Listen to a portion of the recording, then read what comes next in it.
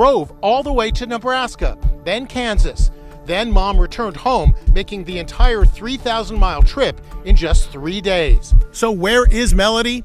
Cops say when the mom came home, Melodee was nowhere to be found. Shows a relative confronting Ashley Buzzard outside her home, but the mom did not want to talk. Signs have now been posted on the mother's front lawn demanding to know where is Melodee. Returned home to Lompoc all alone. Police are asking anyone who may have spotted Ashley's rented white 2024 Chevy Malibu in any of these places to call them.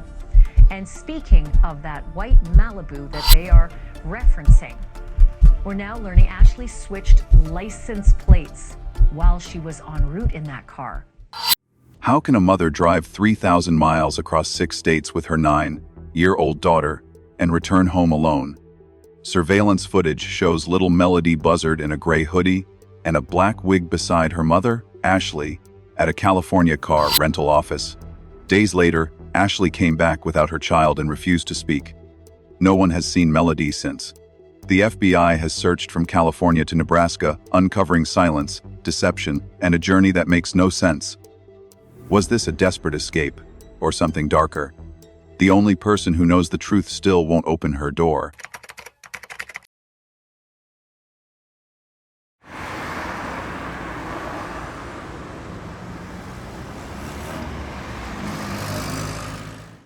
It began like any ordinary story: a mother, a daughter, and a quiet life in a small California town. But in October 2025, that fragile sense of normalcy shattered. The case of 9-year-old Melodee Buzzard would soon travel from the classrooms of Lompoc to the national spotlight, drawing in federal agents, television networks, and an entire community desperate for answers. Just 2 months earlier, in August 2025, Ashley Buzzard walked into the Mission Valley Independent School office to register her daughter for an independent study program. For the first time in years, someone outside her household saw Melodee's name on a document, a small sign that she existed, that she was still part of the world.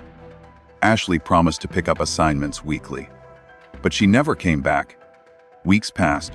Teachers sent emails that went unanswered. Phone calls went straight to voicemail. The fall semester rolled forward, yet Melodee's name remained marked absent.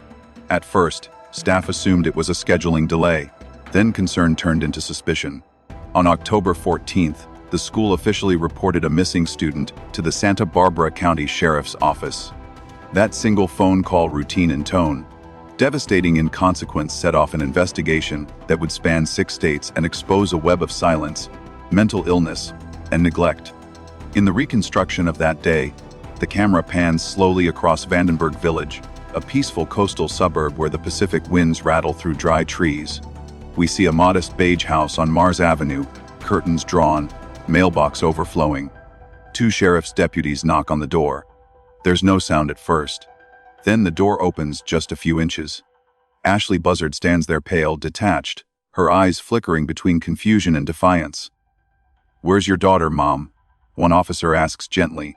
She doesn't answer. The silence stretches, heavy and unnatural. The officers exchange glances. Behind the half-closed door, the house smells faintly of stale air and spoiled food.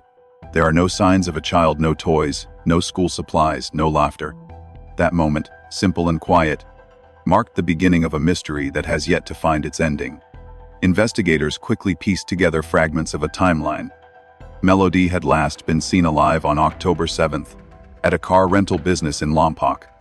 Surveillance footage captured her standing beside her mother. The girl wore a gray hoodie and a long dark wig that disguised her real appearance. 3 days later, Ashley returned the rental car alone. When questioned, she gave no explanation of where her daughter was. To the Santa Barbara County Sheriff's Office, this wasn't just another runaway or custody dispute. Melodee was classified as an at-risk missing child. That phrase carries weight in law enforcement. It means the child's disappearance involves immediate danger, vulnerability due to age, psychological risk, and potential harm from the very person responsible for her care. Inside the sheriff's command post, maps began to fill the walls. Red strings traced routes across the country from California to Nevada, through Utah and Colorado, all the way to Nebraska and Kansas. It was a 3,000-mile journey made in just 3 days, but no one knew what happened along that road or where Melodee had been left behind. Neighbors described Ashley as quiet, withdrawn, rarely seen outside. She kept to herself, one said. We never saw the little girl. Others recalled seeing law enforcement cars outside the house before, years earlier, when social workers had investigated concerns about Ashley's mental health. Each recollection painted a portrait of isolation, of a home sealed from the world, and a child fading from view. For weeks, no one asked where Melodee was. For months, no one saw her at all, and when they finally did ask, her mother had no answer. This section closes not with revelation, but with unease. A feeling that something terrible hides behind ordinary walls. A sense that the truth, whatever it is, has been buried under layers of fear and denial. She was last seen with her mother. So why won't her mother tell anyone where she is? If you believe every child deserves to come home, stay with us. Subscribe, turn on notifications, and follow this investigation as we uncover the truth behind the disappearance of Melodee Buzzard. Because every second counts, and silence, in this case, could mean everything. The morning of October 7, 2025, was overcast in Lompoc, California, one of those quiet coastal mornings when the fog hangs low over the hills and the streets seem half asleep. At a small car rental office tucked behind an industrial lot, a security camera recorded footage that would soon become the centerpiece of a nationwide investigation. The grainy clip shows a mother and a child stepping into the frame. The timestamp reads 9:43 a.m. The woman, Ashley Buzzard, signs the rental agreement while glancing nervously over her shoulder. Beside her stands a young girl with a hood pulled tightly over her head. At first glance, it might seem ordinary until the light catches the child's hair. It's dark, almost black, unnaturally straight. But according to those who knew her, 9-year-old Melodee Buzzard had light brown curls. The hair isn't real. She's wearing a wig. That single detail, so small, so deliberate, transforms an ordinary errand into something chilling. The Santa Barbara County Sheriff's Office later confirmed that in this footage, Melodee is dressed in a gray hoodie and what appears to be a dark wig designed to alter her appearance. To investigators, that disguise meant intent. It meant someone was planning ahead, anticipating recognition, and trying to prevent it. From the rental lot, Ashley drives away in a white Chevrolet Malibu heading east. The mileage counter begins to tick. What happens next spans roughly 3,000 miles in 3 days, a journey across 6 states that no one can fully reconstruct. According to the technical breakdown later detailed in the Kash Patel FBI Director Report, investigators used toll data, fuel receipts, and digital breadcrumbs to outline the possible route. California to Nevada to Utah to Colorado to Nebraska to Kansas, and then back again. The timeline is staggering: 24 hours each way, thousands of miles of open highway, a 9-year-old child confined to the passenger seat, and a mother whose purpose remains unknown. As the narration overlays satellite imagery of interstates, stretching endlessly across deserts and plains, a question lingers: why? Why would a mother take her daughter on such a frantic cross-country trip, then return without her? Every journey leaves traces. Each gas station stop, motel receipt, or traffic camera can become a breadcrumb in the reconstruction of truth. In this case, those clues form a fragile trail that investigators are still chasing.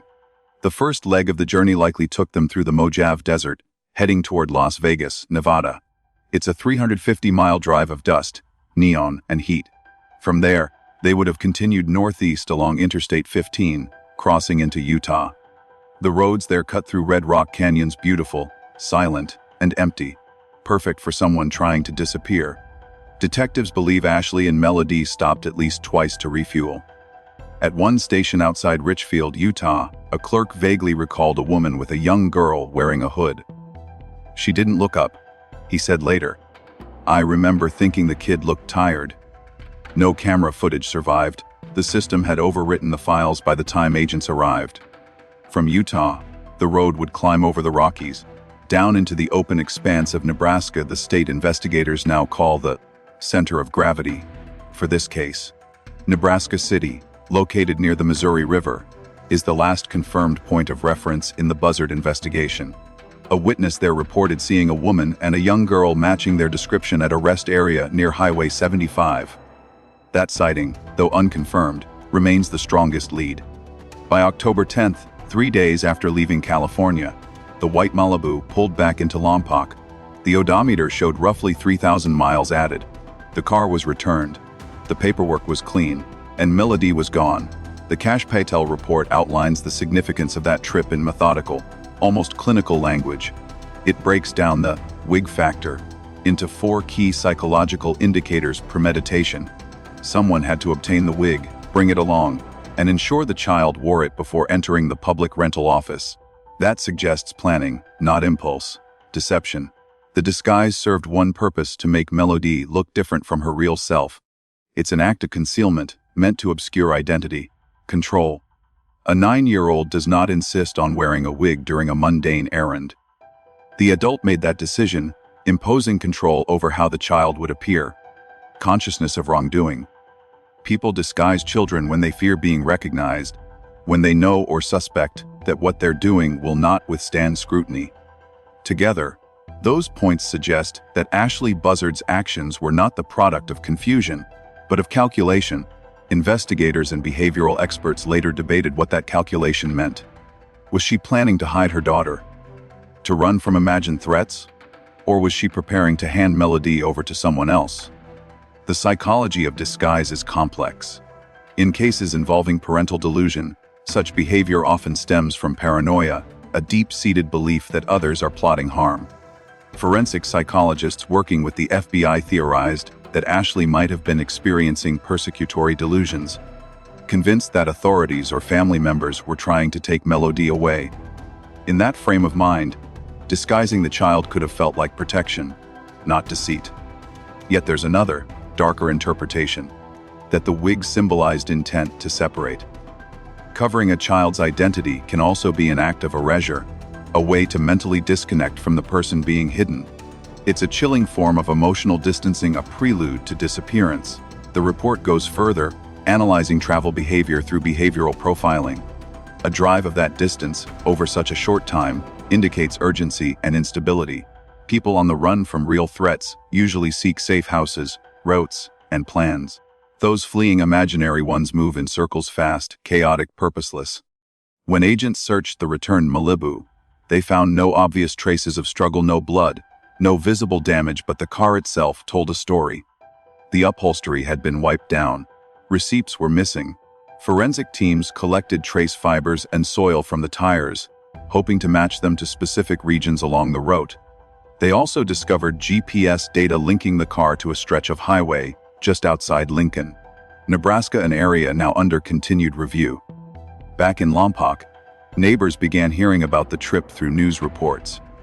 One woman who lived across the street said she remembered Ashley leaving that week.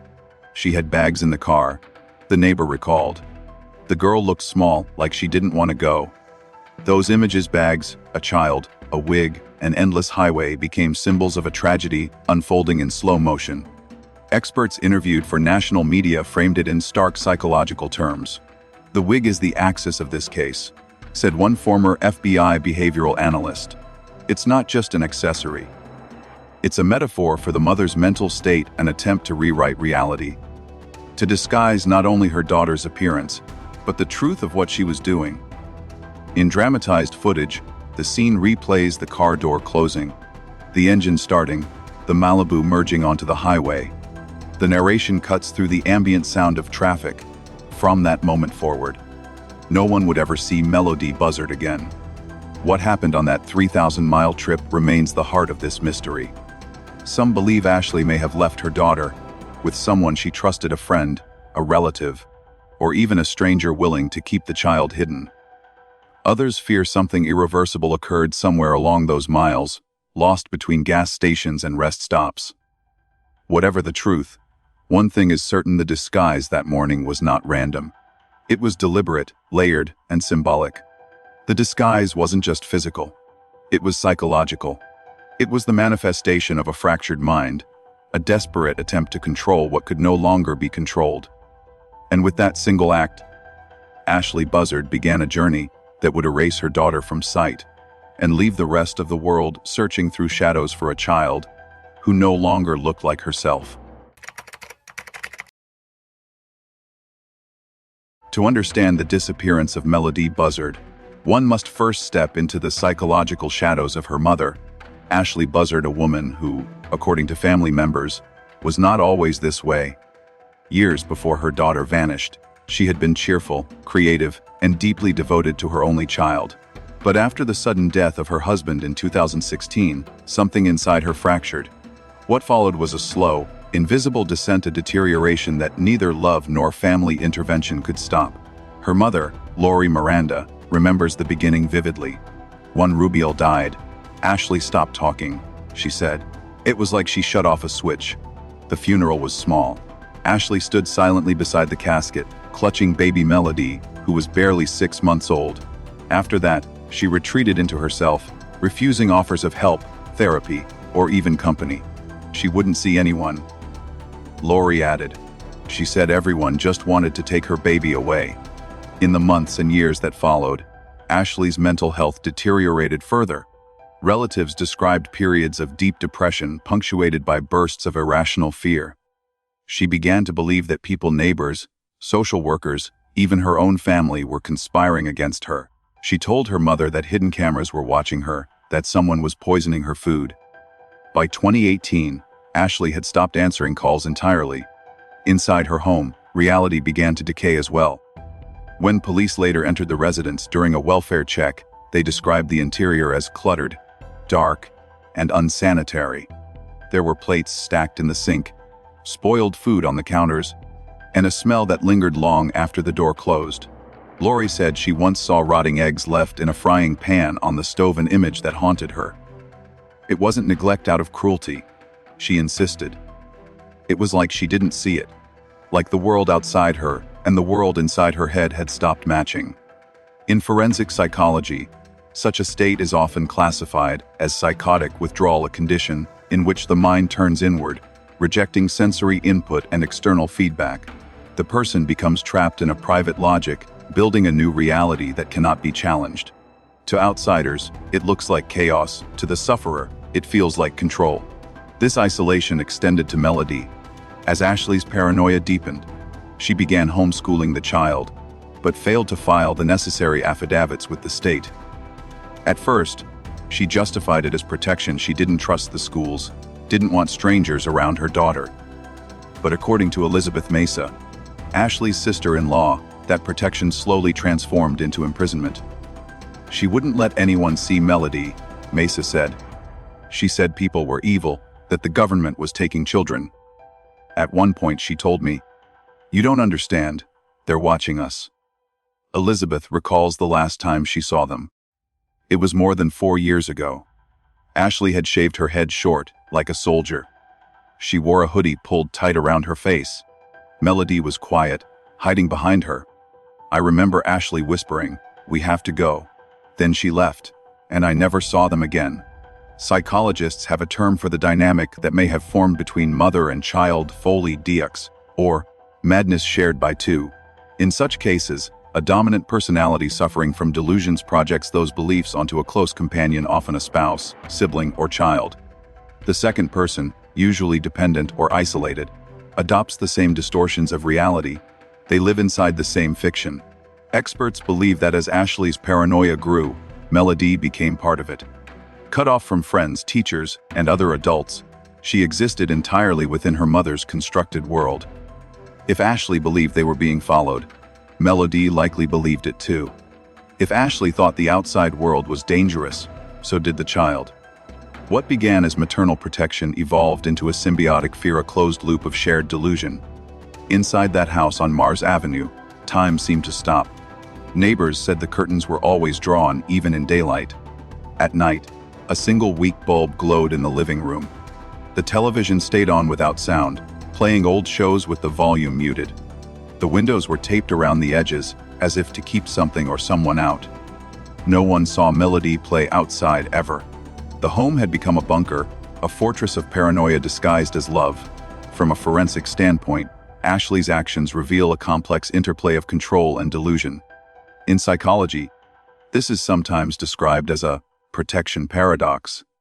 The delusional parent believes she is acting to safeguard her child, but the behaviors she adopts, seclusion, surveillance, restriction, become forms of control that endanger the very person she's trying to protect. The protective instinct and the need for dominance fuse into a single, destructive behavior pattern. Control versus protection, it's a subtle but crucial distinction. In Ashley's mind, locking the doors and covering the windows might have felt like safety. In reality, it was confinement. Forbidding visits, isolating the child, avoiding medical or educational institutions, all were framed as acts of love. In truth, they were acts of fear. This conflict between intention and reality is what psychologists call cognitive dissonance, the painful gap between what we believe and what we do. To reconcile it, the mind twists logic into justification. I'm not keeping her away from people. Ashley might have told herself. I'm keeping her safe. But over time, those mental contortions became her worldview. Lori Miranda tried to intervene. She contacted social services more than once, expressing concern for her granddaughter. They said unless there was immediate danger, there wasn't much they could do, she recalled. They told me to try again later. Later never came. By 2024, Ashley was living almost completely off the grid. Neighbors only saw her occasionally walking to the mailbox at night, loading groceries into her car without making eye contact. Some described hearing muffled voices through the walls, though they couldn't distinguish if it was television or conversation. The girl's voice was never among them. Then came the final act, the road trip in October 2025, when Ashley took Melodee across the country. To FBI profilers, that drive was the culmination of years of delusional buildup, a manifestation of flight behavior.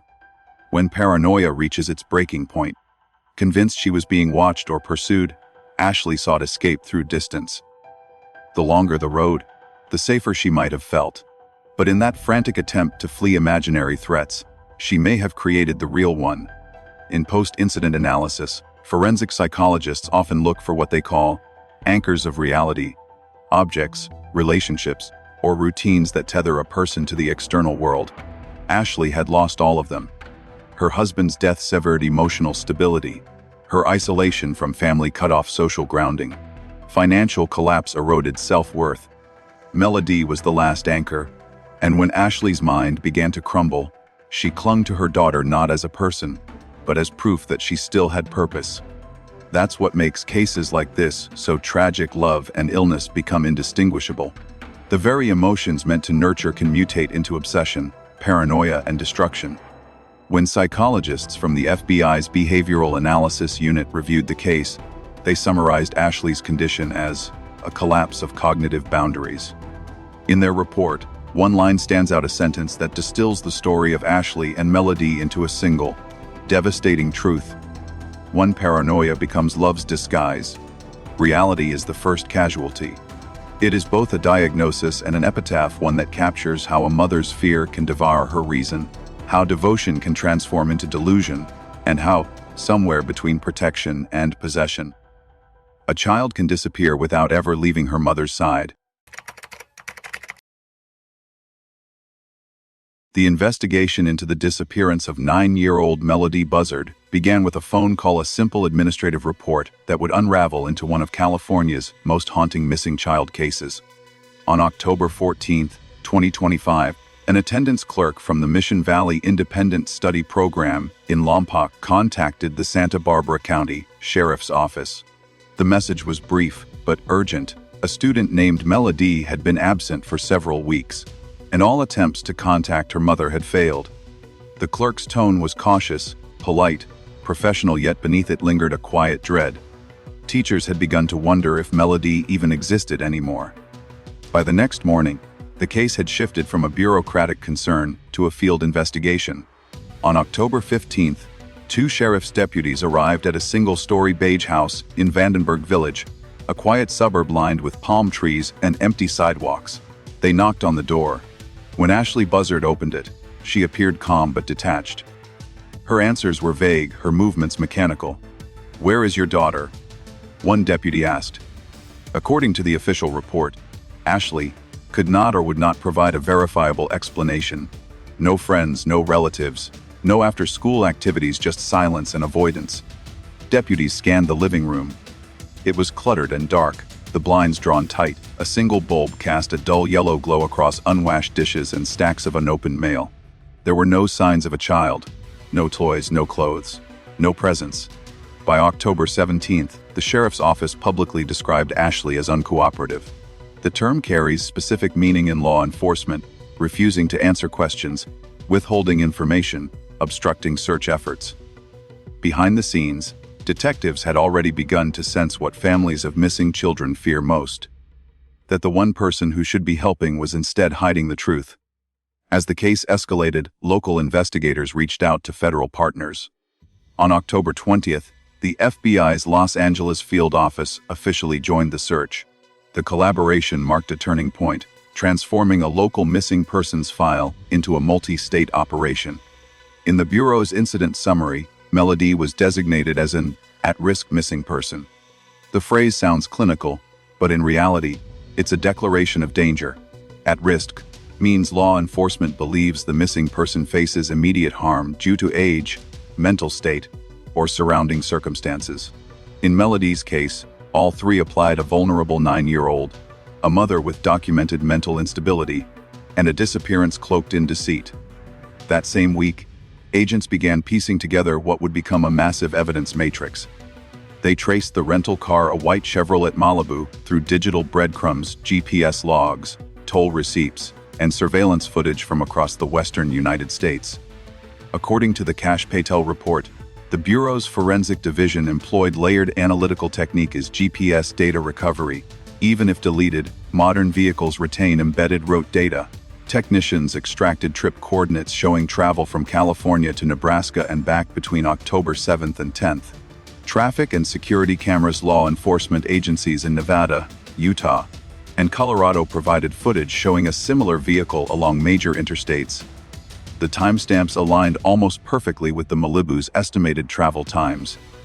Digital forensics investigators subpoenaed Ashley's cell provider, mapping signal pings that mirrored the car's movement. Notably, her phone was disabled for more than 18 hours during the Nebraska Lega blackout that raised immediate suspicion. Trace evidence. Forensic teams later found soil and plant matter embedded in the tires, consistent with Midwestern terrain. DNA sampling swabs taken from the car's interior revealed partial DNA profiles matching both Ashley and Melodee. But critically, Melodee's biological traces stopped abruptly. There was no evidence she ever re-entered the car after Nebraska. By October 30th, 3 weeks after the initial school report, investigators executed simultaneous search warrants on Ashley's property, a nearby storage unit, and the rental vehicle itself. The operation involved local deputies, FBI field agents, and forensic specialists from Quantico. Neighbors described the scene as surreal: unmarked vans, technicians in gloves and protective suits, floodlights illuminating the quiet cul-de-sac. Inside the house, agents cataloged dozens of items: personal journals, electronics, financial records, a stack of wigs in various colors. One wall contained pinned maps and scribbled notes about safe places and people watching us. The fridge was nearly empty. In the storage unit, investigators found bins labeled Melodee's things, children's clothes, school papers, and a half-finished art project. But there was nothing recent. Every item was at least 2 years old. At the same time, forensic teams combed through the Malibu once more. Using ultraviolet light, they inspected fibers, fingerprints, and residue invisible to the naked eye. Investigators retrieved a faint blood trace from the rear passenger door, though testing later showed it was not human. The car had been thoroughly cleaned. Too thoroughly. From a legal perspective, each discovery added weight to the growing suspicion that this was no accident. Yet without a body, without a confession, the case remained classified as a missing child investigation, not a homicide. Agents began reconstructing the timeline visually. In a briefing room at the Los Angeles field office, a projection screen displayed the California-Nebraska corridor. A senior FBI agent pointed to the illuminated route Interstate 15 stretching into Utah, Interstate 70 cutting through Colorado, and Interstate 80 running east into the plains. Red markers indicated gas stations, motels, and rest stops where Ashley's car might have stopped. The room was dim except for the glow of the map, They searched everything, the narrator intones, except the one thing she wouldn't open her mind. That line defines the frustration at the heart of the case. Every physical trail leads to the same dead end: the mother's silence. Each piece of evidence, GPS logs, receipts, surveillance clips, confirms movement but not motive. The absence of explanation becomes its own kind of proof, a vacuum where guilt hides behind constitutional rights. In public briefings, law enforcement treaded carefully. Lieutenant Chris Gottschall of the Santa Barbara County Sheriff's Office told reporters, "This remains a high-priority investigation. Every lead is being pursued. We ask for patience and continued vigilance." Behind the scenes, patience was wearing thin. At Quantico, behavioral analysts developed psychological profiles, categorizing Ashley as a high-control, delusion-driven caregiver. Such individuals often operate under the belief that they are protecting their child from an imagined threat, even as they become the threat themselves. Meanwhile, volunteers and community members began distributing flyers with Melodee's photo, an outdated school portrait from 2023, because no recent pictures existed. Her last known image remained the rental office surveillance clip: the little girl in the wig, head bowed, following her mother. In the weeks that followed, agents revisited every physical location linked to the case. Rest stops along Interstate 80 were scanned with drones and ground-penetrating radar. Motel registries were cross-checked against Ashley's credit records. Truckers were interviewed about potential sightings. Still, nothing. The Bureau's internal memo summarized it best: the probability of survival decreases daily. However, recovery potential remains significant given the presence of a controlling guardian. It was bureaucratic language masking a grim reality, hope fading beneath procedural restraint. 3,000 miles of road, 6 states, 1 missing child. Did Ashley leave her daughter behind or bury her somewhere along that 3,000-mile line?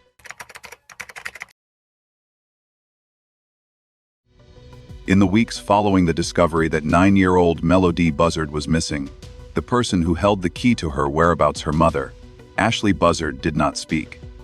She did not call the police. She did not plead on television.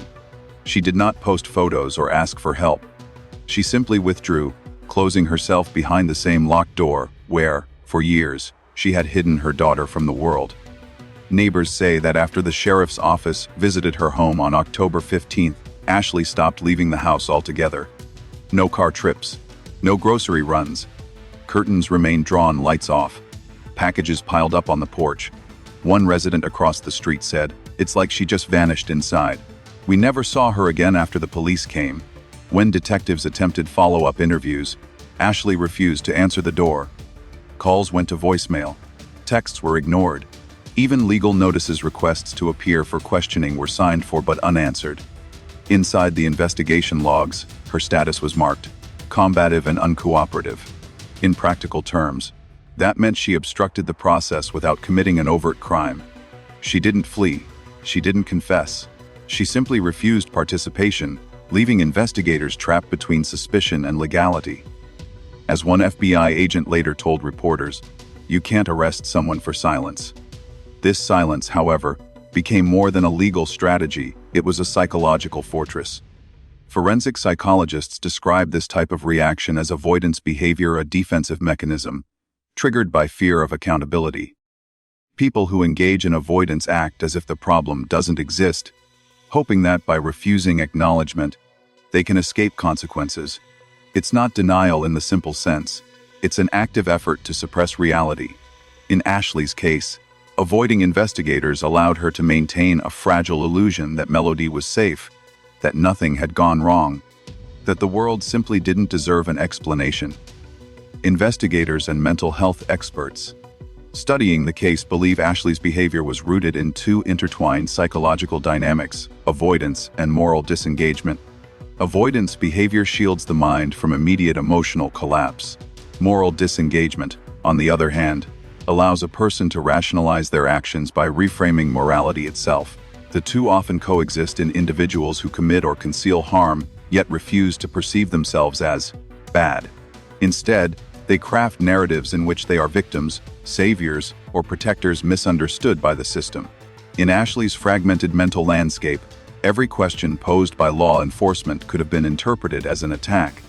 Every search warrant, every camera crew outside her house, another confirmation that they were after her. She may have truly believed that refusing to speak was the only way to protect herself, or even to protect Melodee. The FBI recognized this dynamic early. Rather than force confrontation, agents adopted what she called the waiting game. The strategy was deceptively simple: do not arrest Ashley. Keep her free. Watch her. Wait. The reasoning was both tactical and psychological. She's worth more to them free, Walder explained. If they lock her up, she shuts down completely. If she's outside, she might lead them to the child or to whoever else might be involved. It was a high-stakes gamble. By not detaining Ashley, the Bureau hoped to observe spontaneous behavior that could reveal hidden knowledge, contact with an accomplice, a visit to a location tied to the disappearance, an emotional breakdown that might yield confession. At the same time, they risked public outrage. How could the mother of a missing child still walk freely through her neighborhood? The decision drew sharp debate online. Families of other missing children called it infuriating, but experts defended the choice, noting that psychologically unstable parents often respond to pressure with further withdrawal or self-destruction. In other words, arresting her might have ended any hope of finding Melodee alive. To understand why Ashley's silence felt so chilling, one must look to history. Her behavior echoes other notorious cases where parents became both the key witness and the primary suspect. In 2019, Lori Vallow Daybell, the Idaho mother who hid the bodies of her 2 children, while insisting they were safe, similarly refused to cooperate with authorities. Like Ashley, she claimed to be protecting her children from unseen enemies and divine forces. For months, she maintained the facade, smiling on camera, deflecting questions until investigators uncovered the graves on her husband's property. In 2021, Harmony Montgomery's father in New Hampshire followed the same script: isolation, denial, disappearance. For years, he insisted his daughter was fine. By the time police searched his home, she had been gone for 2 years. Silence had bought him time but not freedom. Ashley Buzzard's case fits squarely within this tragic pattern. The illusion of control becomes the prison, silence becomes the weapon. Back in California, agents monitored her every move. They noted when lights flickered on at night, when curtains shifted, when delivery records showed food orders. Occasionally, she was seen pacing inside, speaking to herself. But she never stepped beyond the porch. The press began to call her the woman who won't talk. Each news segment carried the same haunting contrast: a mother's face on screen, expressionless, while headlines screamed the question she refused to answer: where is Melodee? Within FBI circles, agents speculated that Ashley's silence was not only tactical, but psychological self-preservation. To speak, to form the words, "My daughter is gone," would collapse the fragile structure of denial that kept her functioning. "People like Ashley don't just hide the truth from others," said one retired profiler. "They hide it from themselves. They build a world where speaking equals guilt, and guilt equals destruction." Through this lens, her refusal to engage wasn't defiance. It was the last act of a delusional belief system holding itself together. Still, the moral paradox remains. Society expects parents of missing children to cry out, to beg for help, to fill the airwaves with their grief. It is an instinct as human as breathing. Yet Ashley's silence defied that instinct, turning empathy into suspicion. Most parents scream their child's name to the world. Ashley chose silence, and silence became her statement. The line is not poetic exaggeration, it is the essence of the case. Silence, in Ashley's world, became both a defense and a confession. In one reconstructed scene, we see an FBI agent reviewing the surveillance footage from the rental office, again the last verified image of Melodee alive. The agent pauses the video at the exact frame where Ashley glances at the camera. Her eyes, faintly anxious, meet the lens. The analyst speaks softly. She knows she's being recorded. Look at her expression, it's control mixed with fear. She's both victim and perpetrator. Outside the frame, federal surveillance continued quietly. They monitored bank activity, phone records, and online searches. Ashley attempted to rent another car twice, but was denied each time, moves the Bureau interpreted as potential signs of flight. or a search for something she had left behind. Yet each attempt ended in failure, and she retreated further into isolation. Publicly, the sheriff's office and the FBI maintained cautious optimism. Privately, many agents doubted they would ever recover the child. Every day she stays silent. The odds shrink, one investigator said. But as long as she's out there, we watch. Sometimes, silence cracks under its own weight. Reporters camped outside the Buzzard residence, hoping for movement, but nothing happened. The front door never opened. The mother remained invisible, her daughter vanished, and the community left in a perpetual state of waiting. From a psychological standpoint, Ashley's silence reflects an internal bargain. By refusing to speak, she retains control over a world that's already collapsed. It's an illusion of power, masking profound helplessness. In some cases, justice is loud. It roars through confession, through evidence, through outrage. In others, it whispers, waiting for silence to break. When the truth finally surfaces, will Ashley's silence still protect her, or will it condemn her? By the final week of October 2025, the investigation into the disappearance of Melodee Buzzard had grown far beyond Santa Barbara County.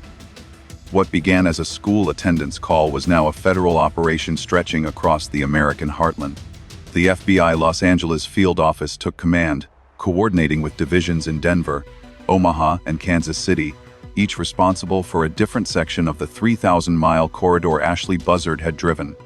Inside the Bureau's Los Angeles Command Center, maps of the western United States covered an entire wall. Colored pins marked verified sightings of the rented white Chevrolet Malibu, moving east through Nevada, Utah, and Colorado before vanishing somewhere in Nebraska.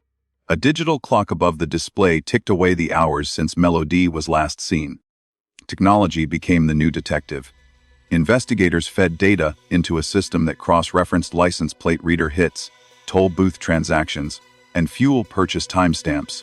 Every ping, every receipt, every pixel of surveillance footage was a potential breadcrumb leading back to a little girl in a gray hoodie. Analysts sifted through terabytes of information using what the Cash Patel report described as cloud-based forensic mapping, an advanced algorithm capable of aligning GPS signals, traffic images, and mobile network data into a single timeline. Still, each thread led only to more questions. The Malibu appeared briefly on an interstate camera near Las Vegas, then again near Grand Junction, Colorado, but between those 2 points, 400 miles of desert offered nothing. The digital trail was as fragile as the footprints of wind. Lieutenant Chris Gottschall of the Santa Barbara County Sheriff's Office spoke carefully, his words chosen with the precision of someone balancing hope and despair. "Every detail matters," he said. "Every available tool is being used." His tone was firm, but fatigue edged every syllable. Behind him, reporters caught a glimpse of an evidence board layered with photographs of highways, rest area maps, and faded images of Melodee's smile. This isn't television fiction.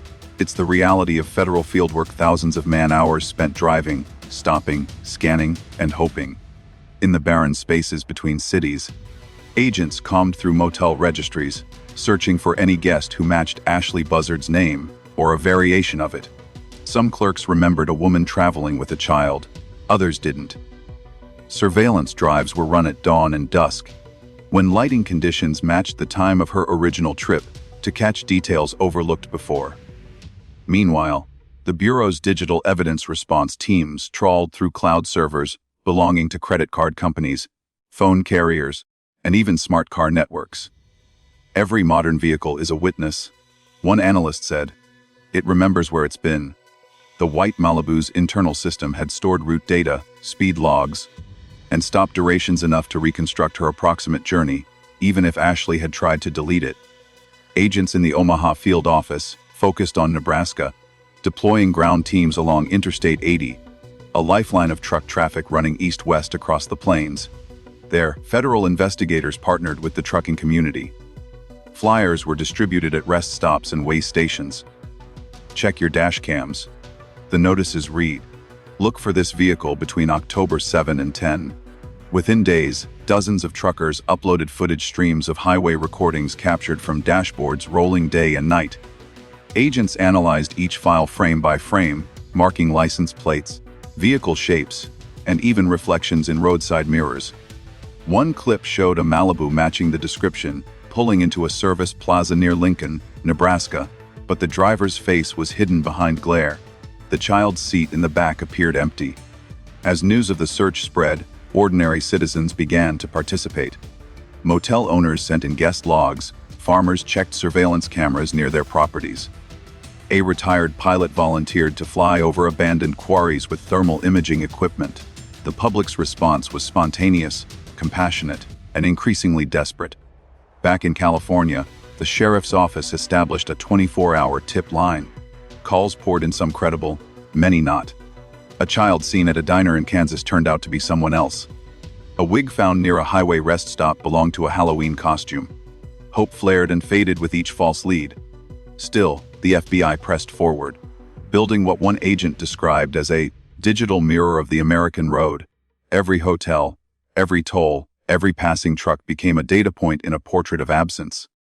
They followed the Malibu's digital heartbeat, GPS blips, phone pings, payment logs until, somewhere near the border between Kansas and Colorado, it flatlined. The signal went dark. From the air, federal drones scanned miles of open terrain, arid farmland, dry creek beds, and clusters of abandoned barns. Ground-penetrating radar swept areas where disturbed soil had been reported. Each search ended the same way: negative. Lieutenant Gottschall, repeating his earlier statement over footage of agents trudging through knee-high grass. Every detail matters. Every available tool is being used.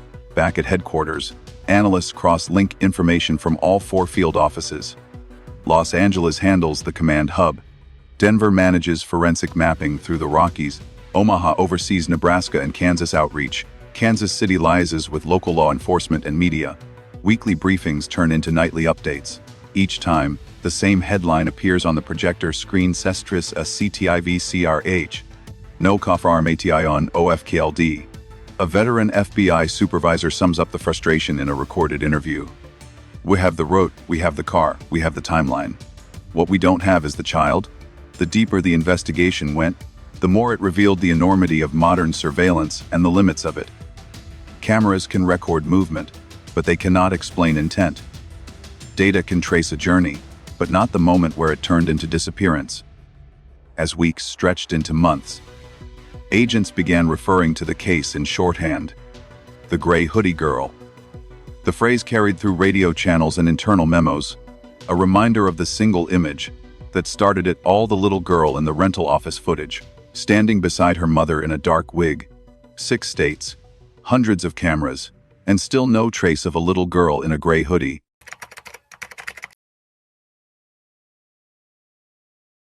Every tragedy has 2 stories: the one about what happened, and the one about what should have prevented it.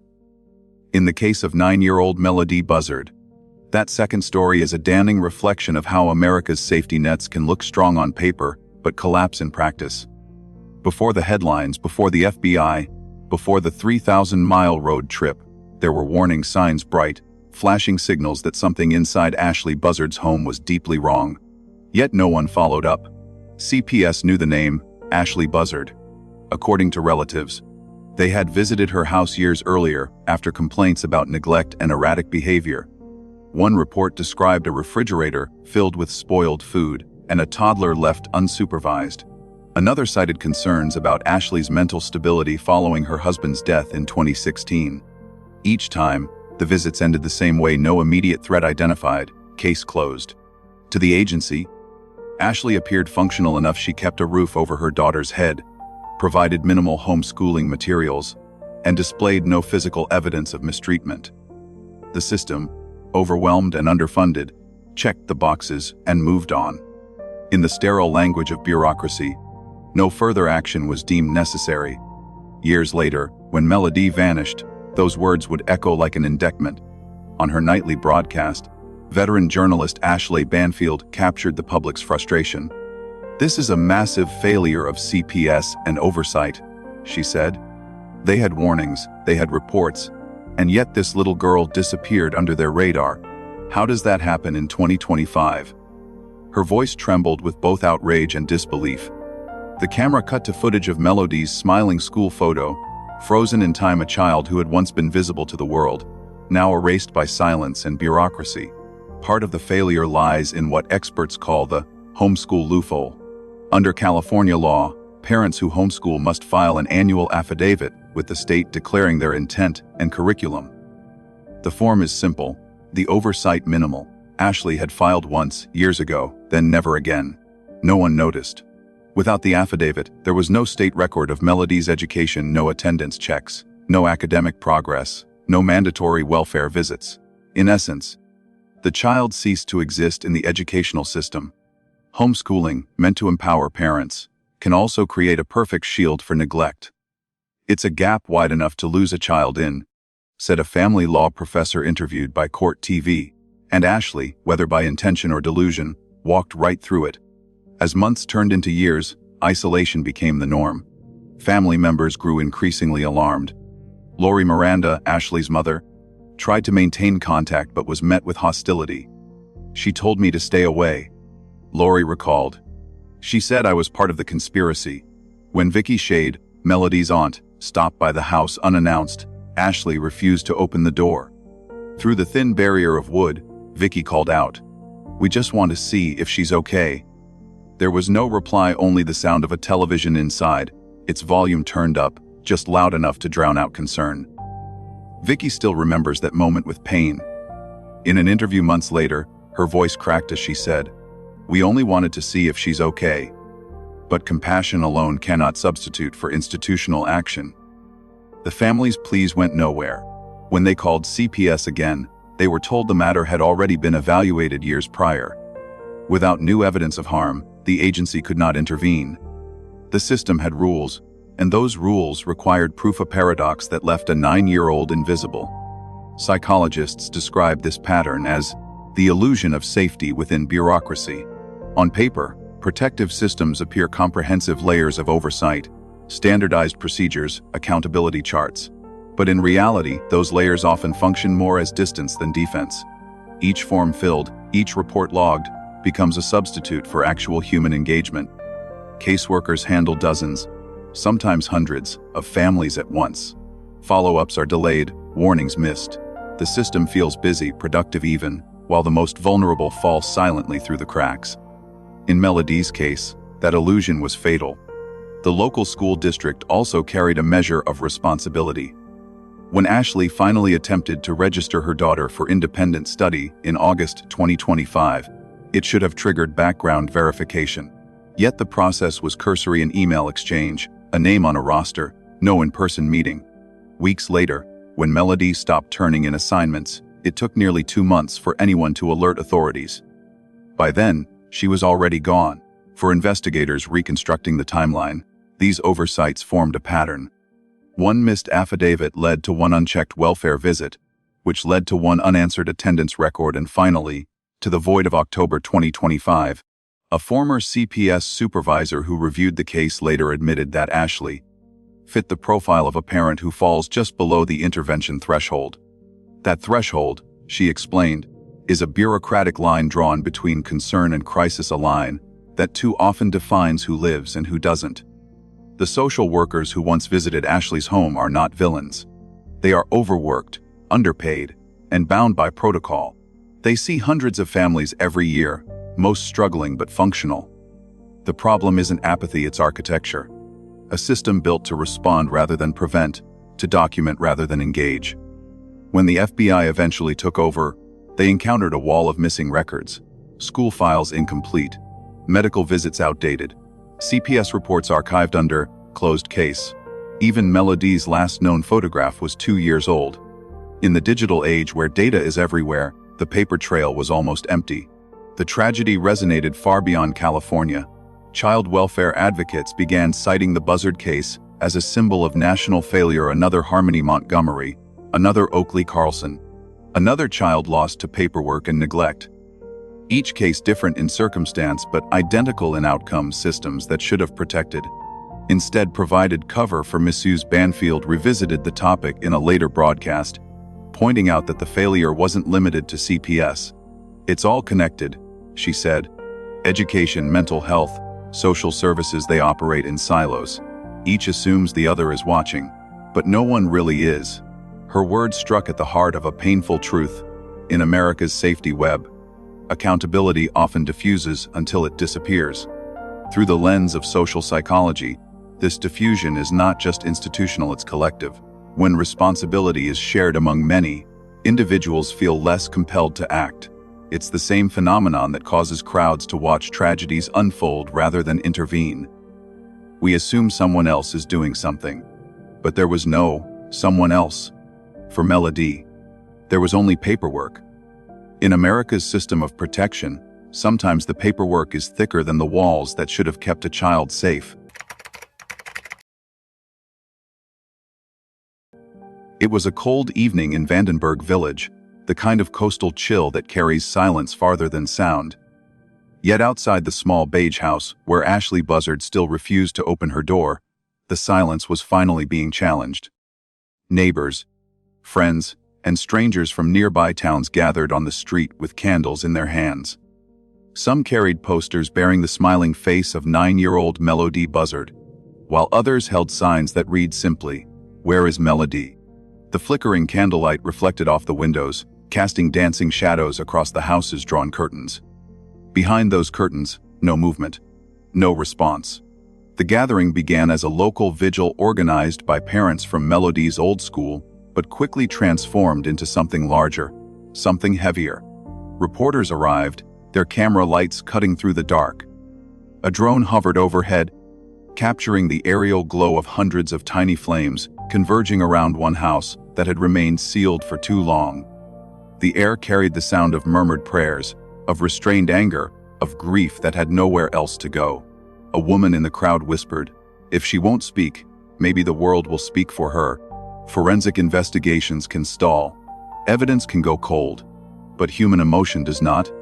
What had begun as a legal mystery had now become a collective grief, a public mourning, for a child the community barely knew yet felt deeply connected to. People came not only for Melodee, but for every child whose voice had been silenced by a parent's secrecy, every case that had faded from headlines, but never from memory. Sociologists call this phenomenon collective trauma, a shared psychological wound that forms when a community witnesses prolonged suffering without resolution. Each day that Ashley Buzzard remained silent deepened that wound. Her refusal to explain became an emotional black hole, drawing in fear, anger, and guilt. "It's not just her silence," one protester told reporters.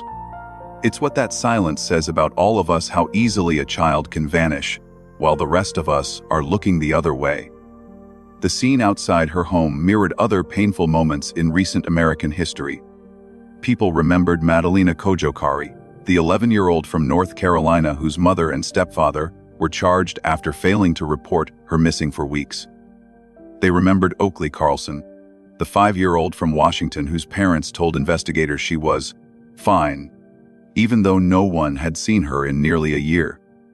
Each case carried the same haunting rhythm: a mother's silence, a child's disappearance, and a public left searching for meaning in the void. The pattern has become chillingly familiar. A parent isolates, detaches from reality, and when the child vanishes, the silence spreads like contagion. Authorities investigate, the media amplifies, the community mourns, but the answers remain locked behind closed doors. The question, "Where is she?" evolves from a literal search to a metaphor for societal failure. At the candlelight vigil, a pastor led a prayer, his voice trembling through the microphone. "We stand here not because we know her, but because we cannot bear not to care," he said. Around him, heads bowed, candles tilted against the wind. For a moment, the crowd was utterly still, hundreds of people united by the weight of one unanswered question. From a psychological perspective, gatherings like these serve a purpose far beyond symbolism. They restore what experts call moral order, the sense that a community, even in helplessness, can still act. When institutions fail, people reclaim agency through empathy. The act of holding a candle becomes an act of defiance against apathy. But grief, even collective, is not without exhaustion. For those closest to Melodee's family, the emotional toll has been profound. Her Aunt Vicky Shade spoke softly to a local news crew, her face half lit by candlelight. "We only wanted to see if she's okay," she said, tears slipping down her cheeks. "We never thought it would come to this. We just wanted to know she was safe. Behind her, a man began to play a soft melody on a guitar, a lullaby that carried through the night like a prayer unanswered. The camera captures a slow pan across the crowd. Faces young and old. A mother holding her own child tighter. A police officer standing off to the side, his head bowed. The flickering orange light transforms grief into something almost sacred. And still, the question remains suspended above the scene, heavy as the fog. Where is Melodee? Inside the FBI's Los Angeles field office, that same question hangs over the evidence boards and data screens. Agents cross-check leads daily, though they admit privately that the odds of finding the child alive are fading. The white Chevrolet Malibu has long been returned, scrubbed clean. The GPS data has been exhausted, but the public, in their persistence, has become part of the investigation, sending in tips, sharing images, amplifying the story across social media. One volunteer prints new flyers each week, refusing to let the case fade from view. "I know it might not bring her back," she says, "but maybe it'll keep another child from being forgotten." That determination reflects something uniquely human, the refusal to surrender empathy, even when hope feels impossible. In every lighted candle, in every shared post, there is an unspoken promise to remember, to demand justice, to resist silence. Maybe she's in Nebraska. Maybe she's in hiding. Or maybe she's only alive in the memories of those who refuse to stop searching. If you have any information about the disappearance of Melodee Buzzard, please contact Santa Barbara County Sheriff's Office, 805-681-4150 FBI tip line, 1-800-KAL FBI's 225-5324 or tips, FGov, share her photo, speak her name, keep asking the question others stopped asking, because silence is the soil where injustice grows. Justice begins not with answers, but with the refusal to forget.